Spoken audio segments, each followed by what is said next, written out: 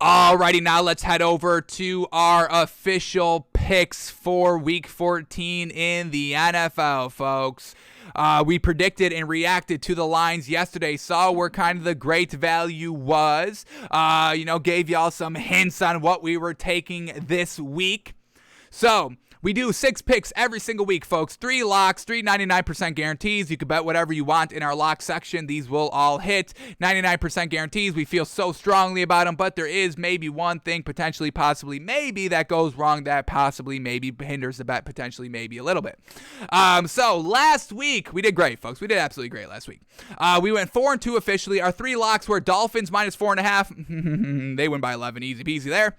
We had the Ravens minus 4.5. Oh, shucks there. They lose by 1 to the Steelers. Then we had the Patriots plus 3. They win by 4. Bingo, bango. Then we had the Eagles minus 7, and I think that's probably the best bet that we hit all season long. We knew it was a trap bet. They still don't have Jalen Hurts. We still rock with the minus 7, even though the line drops to minus 5.5, and they win by 15. No problem. The proudest bet of the year, folks. I think that's my proudest bet of the season. Eagles minus 7. I saved y'all from catastrophic collapse by betting the Jets plus 7 and even betting the Jets plus 5 when it was Jalen Hurts being out. Eagles minus 7 is my proudest moment of the season, folks, and it's going to be hung up behind us on a canvas. It's just going to say Eagles minus 7. That's all it's going to say. No colors, black and white. Eagles minus 7, our best hit of the year. Then we had the Colts minus 9.5. They win by 31. That was easy to call. And then we bet on the Bengals minus 3. They end up losing to the Chargers. Almost came back, but then did Joe Mixon fumble ruin the comeback? That one probably would have hit. If Joe Mixon didn't fumble, I'm calling the Bengals minus 3 officially good. So officially we went 4-2. Unofficially, I'm giving us credit for that Bengals one. Unofficially we went 5-1.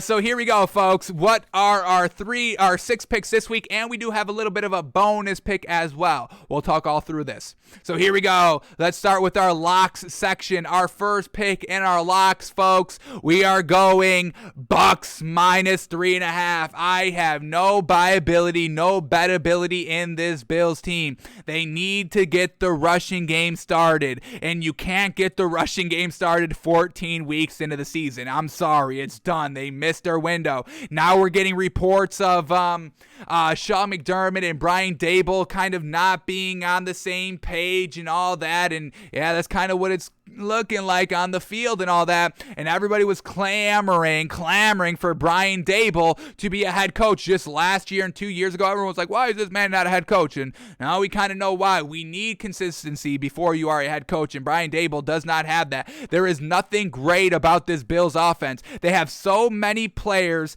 that really can get it done. First of all, you have a dual threat running back or dual threat quarterback, folks. Josh Allen's legs should be a huge part of his game. And understand, you want to protect your franchise guy. I get it. But there's a line between protecting your guy and not letting your guy do the things that he's good at. And the Bills have not found the perfect balance of that line. They are more concerned and more on the side of the line of let's not run this man and protect this man. I get it. But the Ravens, they don't have that philosophy. And has Lamar Jackson been banged up? No. I got to knock on wood. Obviously, I need y'all to knock on wood because that was a big old meatball I just said. I understand, folks. But this is what we're saying. The Ravens aren't scared of Lamar Jackson going down. You can't play scared like that. Injuries happen. They happen by just turning to hand the ball off. They happen by running and getting tackled 20 yards down the field. They happen. Injuries happen. They're random. They're unpredictable. It's unfortunate. You cannot play scared. And that's exactly what this Bills team does every single meaningful game. They play to not lose the game. And when you play to not lose the game, you lose the game. You play to win the game. And this Bills team never plays to win the game. Not even last year in the playoffs. In any of those playoff games, even the games that they won, the Chargers the first week, they were not playing to win the game. They were playing to not lose the game. Not letting Josh Allen do too much, not taking as many deep shots as they were doing in the regular season, and still let Phillip Rivers with the ball in his hands at the final drive of that game last year in the playoffs. And that's what I would bet on too, because I'm not trusting Phillip Rivers to engineer a game-winning drive in the playoffs. What are you, nuts? So I've got no faith in this Bills offense. This Bills defense is still good. I'm still going to give credit to this Bills defense, but they have to go on the road here. They have to get carved up by Tom Brady, who knows the Bills better than the Bills know themselves out here. So Tom Brady, the Gronk connection, just got re-hooked up last week. 3 catches, 2 touchdowns, I believe. Bingo, bango. Tom Brady at home. Tom Brady knows the Bills. The Bills' backs are against the wall. I mean, this Bills team, honestly, they may be under the most pressure of any team in the NFL. Lions don't have any more pressure because they just won last week, so they're not going to go defeated. Nobody cares about the Lions' rest of the games. Who cares? Win or lose, it doesn't matter. They're still trash overall. We know this. I really think, does anybody even care if they win or lose this week besides the Bills? The Bills need this game. So I'm taking the Bucs -3, folks. I'm not trusting the offense of the Bills, and they got to go into Tampa Bay. Good luck. Good luck. And I think it's great value. Bucs -3.5 is still at +100, so y'all are still loving the Bills with the points. I don't know, folks. I'm not buying it. We'll swallow the 3 here with Tampa Bay. Alrighty, our next pick in our lock section, and I still don't get it. I slept on it. I saw the line go kind of empty for a period on DraftKings because I wanted to check it a couple hours later after the show. It just showed blank, so I thought it was going to be a big change, and then it came back up, and it was still the same. So I still don't know what the hell is going on here, but we'll cash in on the disrespect. I don't give a damn. Vegas being disrespectful, we don't care about that. We want Vegas to be disrespectful so we get the better value. I think we've cashed in 100% of Vegas being disrespectful rate, folks. So once again, we'll cash in. I don't care. Lock section. And the only reason it was tough for me to put this in our lock section and not in our 99% guarantees because we have this thing where we can't bet the Falcons, but I have to make the exception here. Falcons +2.5 over the Panthers. No more Joe Brady. No more Christian McCaffrey. And they just announced that Cam Newton was starting. They announced it kind of like right after the show, so that's why I thought the line was going to change because we still didn't really know if Cam Newton was playing. So maybe Vegas was on the side where, well, they cannot play Cam Newton, so we'll just set the spread at -2.5 because we think they're going to start PJ Walker. That's not the case. They are starting Cam Newton.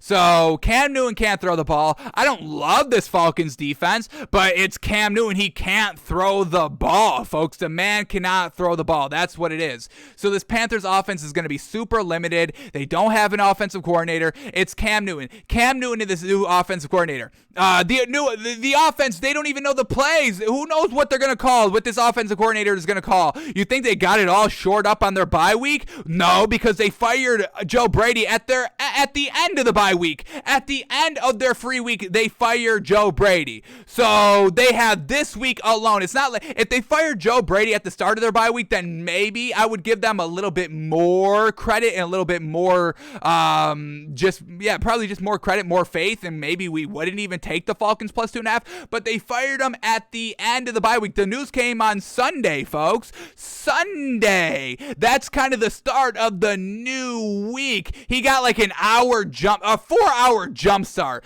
You got a 4-hour jump start on a bye week of firing your offensive coordinator. I'm not buying that. No way. Especially parlaying that with no Christian McCaffrey and then parlaying that on top that Cam Newton is still the quarterback. Are y'all nuts out here? We don't like the Falcons offense. I don't like Matt Ryan. They only use Cordero Patterson. I get it, but it's Cam Newton, folks. I'm taking Matt Ryan over Cam Newton any day of the week here, and this week is no different. Give me the Falcons +2.5 here, and once again, we are betting again. I think, is this 3 weeks we're betting against the Panthers, folks? Did we bet against the Panthers last week? The Panthers were on the bye last week. Then 2 weeks ago, we bet them. We bet the Dolphins, correct? Dolphins -3.5 against. Wasn't that against the Panthers? I think we've just been cashing in.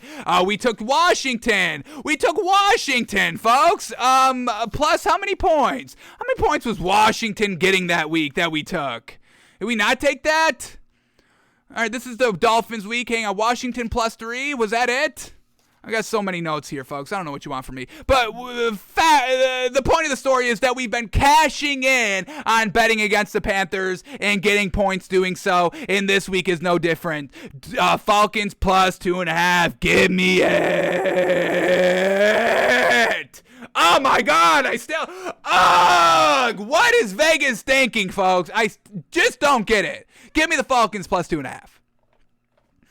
Alrighty, our last pick in our lock section. Are y'all ready? Here we go. We're going Monday Night Football, folks. Cardinals minus 2.5 here.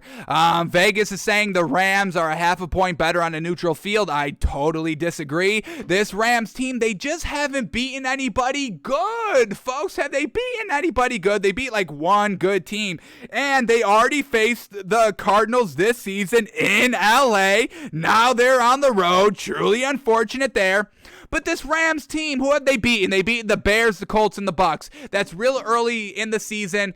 Colts, I don't think it's a great win. Bucks, early season Bucks, Super Bowl champions. Okay, maybe I'll give you a little credit for that win, but it was still early on in the season. Remember, Broncos started 3-0. Panthers started 3-0, folks. Stop it. I'm not even counting any of those 3 games. What happened after that 3-game winning streak by the Rams real early on in the season? Then they face the Cardinals. They lose by 17. They beat the Seahawks, the Giants, the Texans. Are those good wins? No. Then they lose against the Titans, which, was a good team at week 9. That was a good team when Derrick Henry was there. Then they lose to the 49ers. Not good. Or was Derrick Henry in this game? Was this his last game? Derrick Henry played this Rams game? No, he did not. I apologize. But so even worse than the Rams. The Rams shouldn't have lost that game, but they did. And then they lose against the 49ers, and then they go on the bye week and have to face the Packers, and they lose against the Packers, and then they go and beat the Jaguars, and okay, congratulations. Now, we did call them not frauds, but we call this Cardinals team the best team in the league, folks. Kyler Murray is the best quarterback in the league, folks. I don't care. I'm saying that. Kyler Murray is the best quarterback in the league. He's better than Lamar Jackson. He's better than Patrick Mahomes. He's better than Aaron Rodgers. I'm done with the debate. I'm done with it. I don't care that he's young, folks. And I hate this narrative that the Cardinals can't win because they're a young team. The Rams are a young, inexperienced team, especially at the quarterback position of Matthew Stafford. Okay, Sean McVay has a little knowledge of coaching in the Super Bowl, but Matthew Stafford doesn't know how to play in a meaningful game. So why are we giving the Cardinals crap for being young and inexperienced of why they can't win, but we're not doing the same with Matthew Stafford? Matthew Stafford has never had pressure on him to win during the regular season because everybody would just come to his defense of, oh, the lines are trash, lines are trash, lines are trash. Him and Megatron are looking good. Lines are trash, lines are trash, lines are trash. Damn, him and Megatron, man, oh man, that connection is great, but everything else is trash. Yes, those two are good. Yes, those two are getting it done, but they're trash, they're trash, they're trash, they're trash. So Matthew Stafford doesn't know how to win consistently, be competitive consistently during the regular season. Good luck in the playoffs. I want to see Matthew Stafford in a playoff game. What does Matthew Stafford do in a playoff game, folks? Matthew Stafford, career stats. I think he's got one playoff game. What did he do in that one playoff game? Let me get this tab on the screen. Here we go. Playoff stats. Let me see this dude in the playoffs. I think he's got one. Let's quickly see. 3 playoff appearances. Here we go. 2011, first playoff appearance. On the road, he goes 65% completion percentage, 3 touchdowns, 2 interceptions. Womp womp. He did throw 380 yards. I'll give him that. Playoff game number 2, 2014 against the Cowboys. They lose 66% completion percentage, 323 yards, 1 touchdown, 1 pick. They lose by 4. I'll give him that. That's a good game right there. I'll give him that one. All right, last playoff game against Seattle, 56% completion percentage. They lose by 20, 205 yards, no touchdown, no pick. So spare me, folks, please. He also lost 2 fumbles against that Cowboys team when I said that was a good game. So I take that back. 2 fumbles, lost them both. This dude doesn't know how to win, folks. Stop it. Give me the Cardinals minus 2.5. Cardinals sweep the Rams. They get it done at home. This team is winning without Kyler Murray. That shows me well coached. They win with Kyler Murray. That shows me Kyler Murray has not taken a step back. In this Rams team, they beat the Jags. What does that tell us? Nothing. Give me the Cardinals minus 2.5. So our 3 locks this week, we are taking the Bucks minus 3.5. We're taking the 2.5 points with the Falcons, and we're swallowing 2.5 with the Cardinals. Alrighty, now our 3.99% guarantees, and man, oh man, big spreads this week, folks. Big, ginormous spreads, and that's exactly what all of our 99% guarantees are. They're big spreads. These teams should win. They should win kind of handedly, but will a backdoor cover come? Hopefully not, but that's why they're in our 99% guarantees this week. So a lot of big spreads coming at you. Here we go. First game in our 99% guarantees, we are going Chargers minus 9.5 against the Giants. It's Mike Glennon playing this week, or even Jake Fromm. It's not Daniel Jones. Rushing game is trash. They're not even rushing Saquon Barkley, where they had like 8 rushes last week with Mike Glennon. So what is Freddie Kitchens doing? What is Joe Judge saying that Freddie Kitchens is going to kind of change this offense? Of course he's not. We all knew he wasn't, folks. That's why we bet the Dolphins minus 4.5 last week, and they win by 11. No big deal. Now they're going to the Chargers that just got back on track last week, winning against the Bengals. Big time win there. This Giants offense, they can't move the ball. The Giants defense is solid. I still like this Giants defense. That's the best thing about this team is the Giants defense. They're not the best defense. They're not top 10 defense, but it's a real solid defense that, holds their own and really doesn't let you embarrass them. Justin Herbert likes to throw a couple of interceptions, here and there. But overall, for the most part, it's Chargers at home facing this Giants team. We just got to swallow the 9.5 and live and die by the result. I'm not betting on Mike Glennon with 9.5 points. Are you out of your mind? No, thank you. We'll swallow the 9.5 here with the Chargers. Alrighty, next pick. In our 99% guarantees, we are going, which we thought was good value. We thought we weren't going to get, we thought the spread was going to be a little bit higher. What did we officially predict this game at yesterday? We got, what do we go? I thought we overvalued it a little bit. We called the Titans minus 9.5, and it's only Titans minus 8, so good value there. We're going to take the 8 here, swallow the 8. Titans minus 8 is our official pick here. Over the Jaguars, Titans at home. And remember, yes, the Titans lost against the Patriots in their last meeting, but remember what happened. Their running game was absolutely fantastic. Both running backs, I believe, had over 100 yards in their last meeting. So this Titans offense can still move the ball decently, and they did it against the Patriots, folks. Also, Titans coming off the bye, another reason why we like this team and like this kind of value here. But yeah, for the Titans against the Patriots 2 weeks ago, we had Dontrell Hilliard run for 131 yards and Deontay Foreman run for 109 yards. So I think the running game will be fine here at home against the Jaguars, right? Jaguars defense shows some glimpses of greatness, but overall, it's nothing that we can bet on or anything consistent. So Titans minus the 8 here, coming off the bye. This Jaguars team can't move the ball offensively. We talked about it. We just watched Trevor Lawrence in our film study this week. The man can't get it done on third down.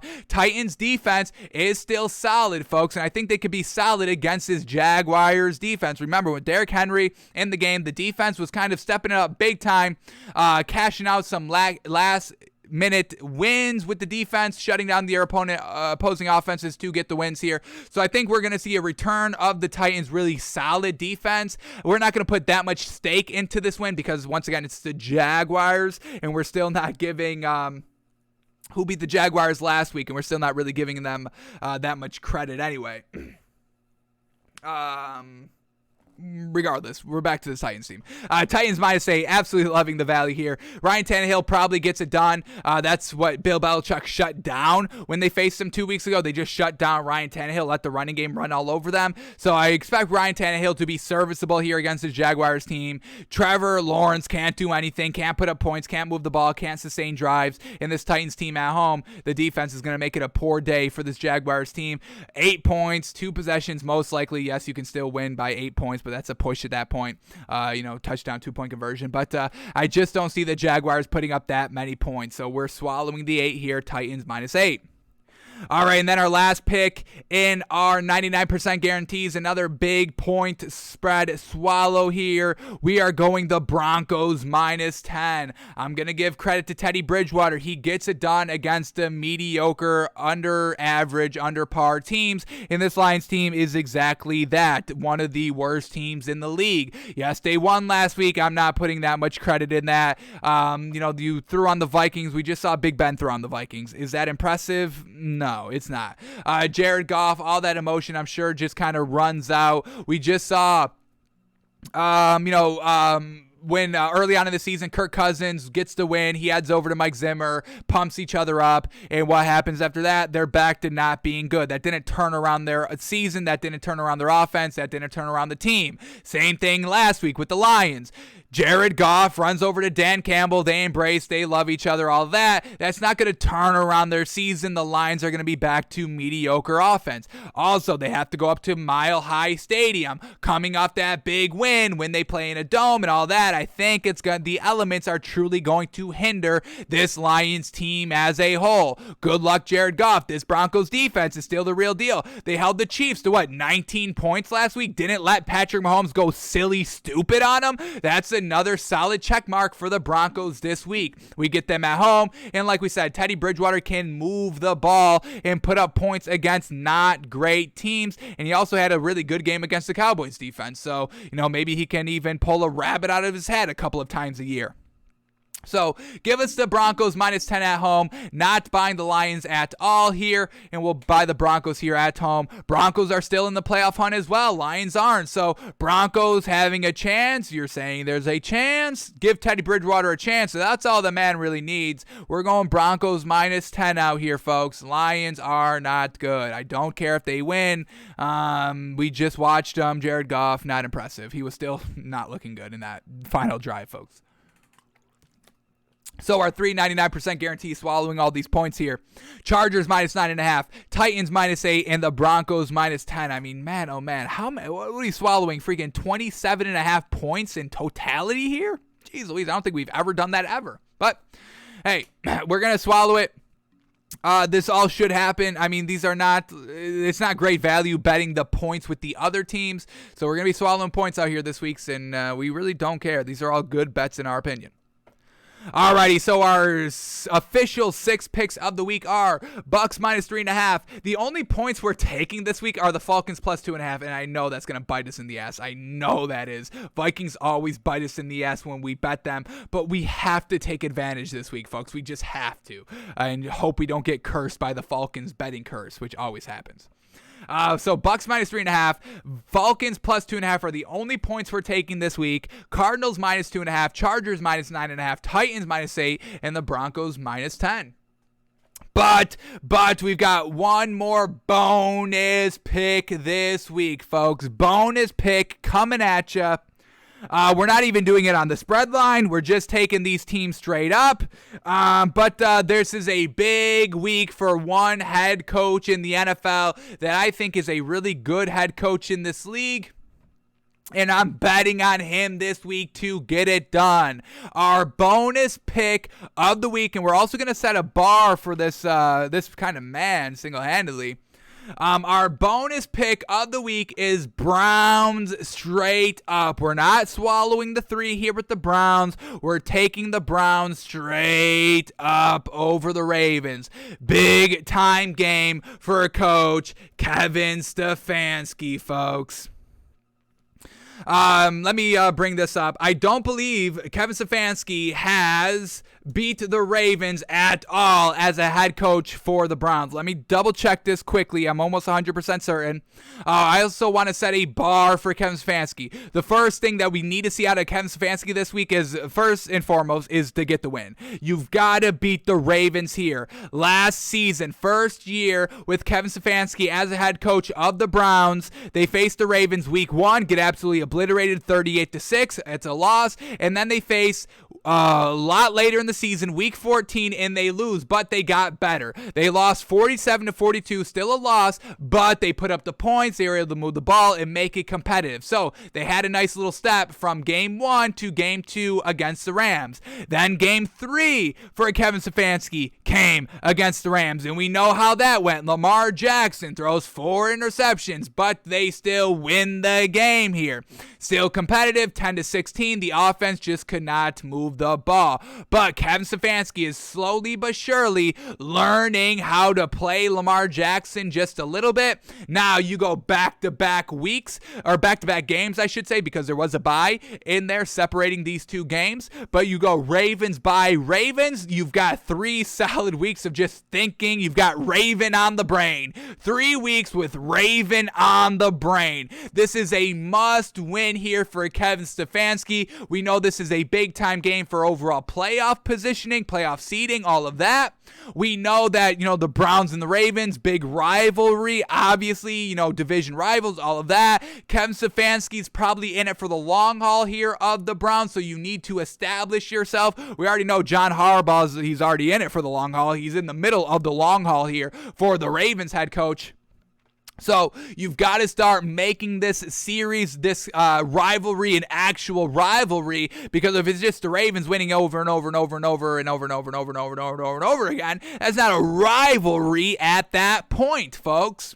So we're taking the Browns. We're betting on Kevin Stefanski. They must get the win. For Kevin Stefanski, must get the win. Stefanski must get the win. We're setting a bar. His bar must get the win.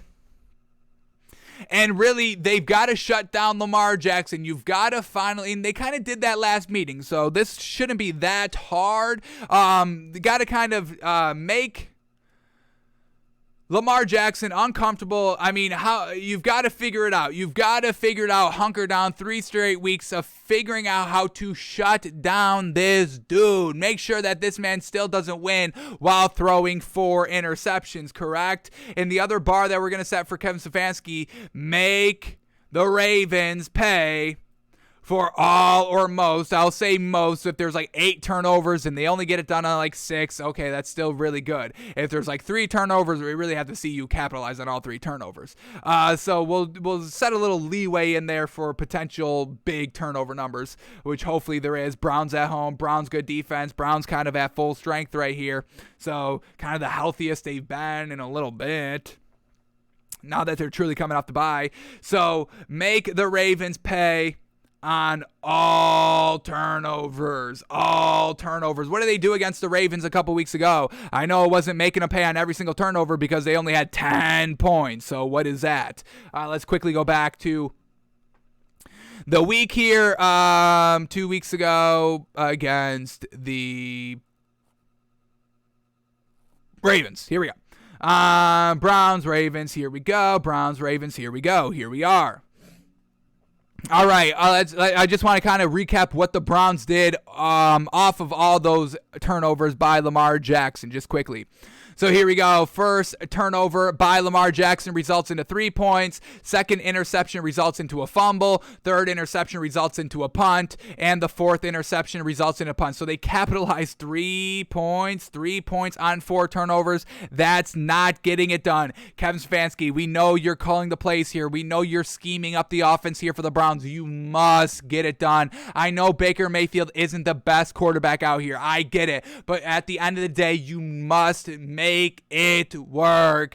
Bill Belichick is making it work with Mac Jones, a rookie quarterback. Don't throw the ball 3 times. I don't give a damn what you have to do, Kevin Stefanski. You got the running backs to truly not throw the ball at all. I'll give you all that. But you must get it done this week, Kevin Stefanski. So our bonus pick of Browns on the money line, minus 140. Our bonus pick, we are betting on Kevin Stefanski.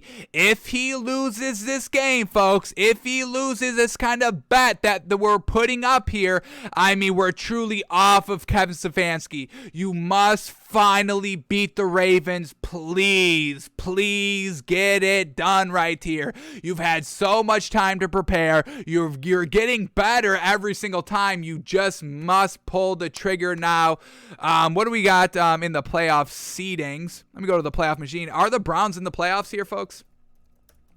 Are they officially? Maybe check the playoff machine. Let's check the playoff standings quickly here. Obviously, it's a big game for the Browns, and the Browns are currently not in the playoffs. I'm just going to click this. We'll play around with this a little bit probably on tomorrow's show, but what happens? Browns beat the Ravens straight up. Nothing else happens in the league. Browns beat the Ravens. What happens? Browns beat the Ravens. Browns can't even get into the playoffs. Now, the Ravens dropped to the 4th seed, but the Browns single-handedly can't even get in with the win. They need help, so definitely a must-win game here for the Browns, folks. Kevin Stefanski, get it done this week, please. Get it done this week. We're betting the Browns on the money line.